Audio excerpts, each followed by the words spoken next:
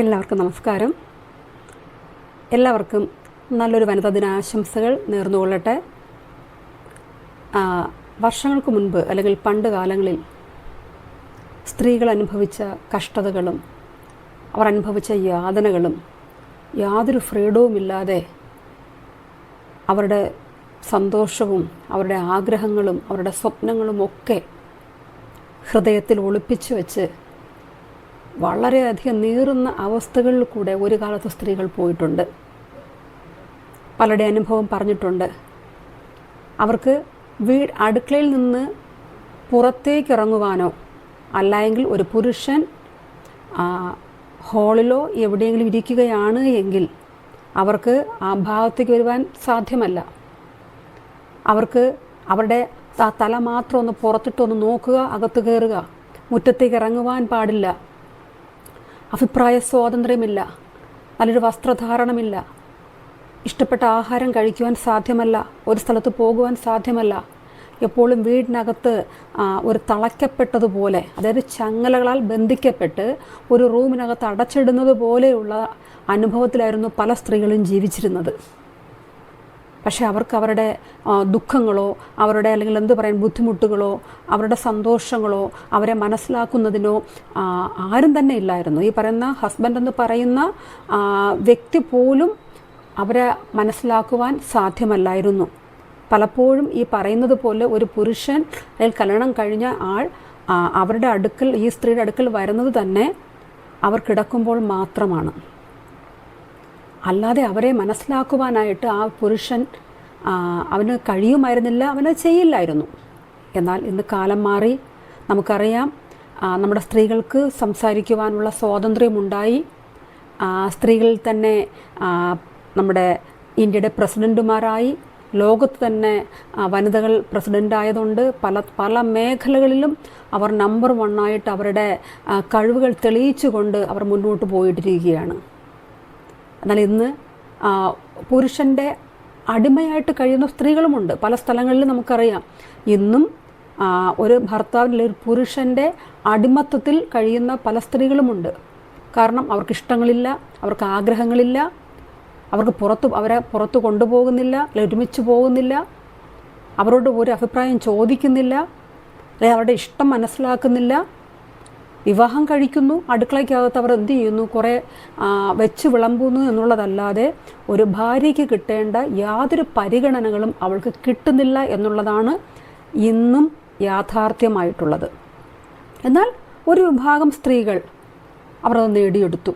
കാരണം അവരുടെ അവരുടെ ചിന്ത, അതായത് ഞാൻ ജോലി ചെയ്യുന്നു അല്ലെങ്കിൽ പുരുഷനും ജോലി ചെയ്യുന്നു, എനിക്ക് എൻ്റേതായിട്ടുള്ള അഭിപ്രായമുണ്ട്, എനിക്കിഷ്ടപ്പെട്ട ഭക്ഷണം കഴിക്കാം, ഇഷ്ടപ്പെട്ട സ്ഥലങ്ങളിൽ പോകാം, ഇഷ്ടമുള്ള മാന്യമായ വസ്ത്രധാരണം ചെയ്യാം, അഭിപ്രായം എവിടെ വേണമെങ്കിലും പറയാനുള്ള സ്വാതന്ത്ര്യമുണ്ട്.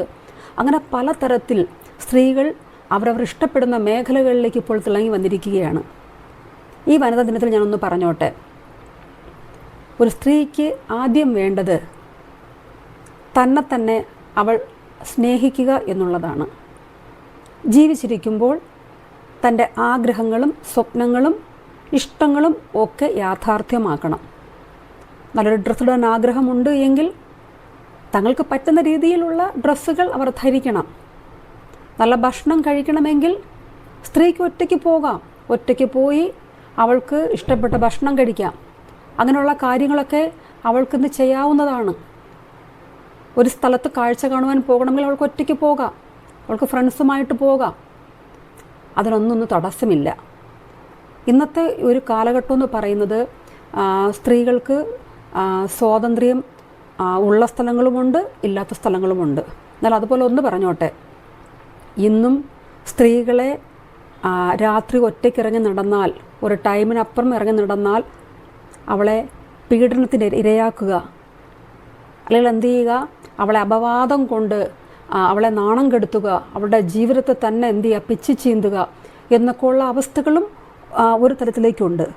അപ്പോൾ സ്ത്രീ പൂർണ്ണമായും സ്വാതന്ത്ര്യം പ്രാപിച്ചോ എന്ന് ചോദിച്ചാൽ ഞാൻ പറയും സ്ത്രീ പൂർണ്ണമായിട്ടും ഒരു ഫ്രീഡം അവർ അനുഭവിച്ചിട്ടില്ല. കുറച്ച് സ്ത്രീകൾ ഫ്രീഡം അനുഭവിക്കുന്നുവെങ്കിൽ കുറേ പേർ ഇന്നും അടുക്കളയ്ക്കകത്തും അല്ലെങ്കിൽ ഒരു വീടിനകത്ത് ഒതുക്കപ്പെട്ട അഭിപ്രായ സ്വാതന്ത്ര്യമില്ലാത്ത, സംസാരിക്കുവാൻ സ്വാതന്ത്ര്യമില്ലാത്ത സ്ത്രീകളായിട്ട് ഇന്ന് പല സ്ഥലങ്ങളിൽ നിന്ന് കാണുവാൻ സാധിക്കുന്നുണ്ട്.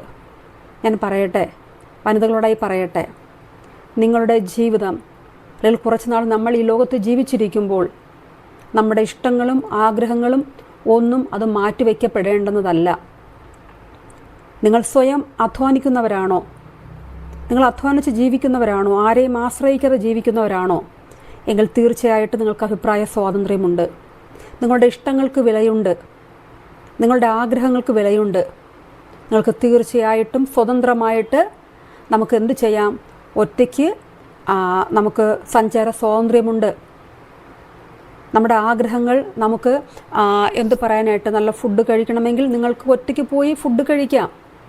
അതിനൊന്നും ആർക്കും ഒരു തടസ്സവും പറയാനായിട്ട് സാധിക്കുകയില്ല. അതുകൊണ്ട് ഞാൻ പ്രിയപ്പെട്ട വനിതകളോട് പറയട്ടെ, നിങ്ങളുടെ ഇഷ്ടങ്ങളൊന്നും ആർക്കും അടിയറവ് വയ്ക്കേണ്ടതില്ല. വളരെ ഫ്രീ ആയിട്ട് ജീവിക്കുക. ആരോഗ്യമെല്ലാം പോയി ഒരു വയസ്സാകുന്നൊരു ടൈമിൽ നിങ്ങൾക്ക് പറയാൻ സാധിക്കും, ഞാൻ ഏറ്റവും നന്നായിട്ട് ഞാൻ എൻ്റെ ജീവിതം ആസ്വദിച്ചു, ഞാൻ നന്നായിട്ട് എൻ്റെ ആഗ്രഹങ്ങളൊക്കെ നിറവേറ്റി, എൻ്റെ ഇഷ്ടങ്ങളൊക്കെ ഞാൻ നിറവേറ്റി, എനിക്കിനി സങ്കടമില്ല എന്ന് തീർച്ചയായിട്ടും നമുക്ക് പറയാനായിട്ട് സാധിക്കും.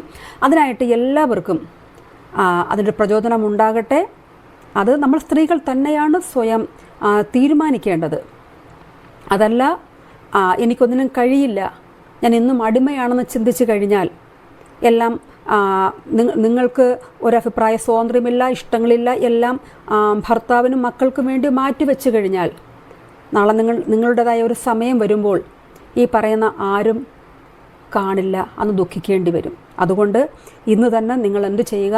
ഒരു തീരുമാനമെടുക്കുക. നിങ്ങളുടെ ജീവിതത്തെ എന്ത് ചെയ്യുക? മാന്യമായിട്ടുള്ള രീതിയിൽ നിങ്ങൾ ആസ്വദിക്കുക. എല്ലാവർക്കും നല്ലൊരു വനിതാ ദിന ആശംസകൾ നേർന്നുകൊണ്ട് ഞാൻ എൻ്റെ വാക്കുകൾ നിർത്തുന്നു. നമസ്കാരം.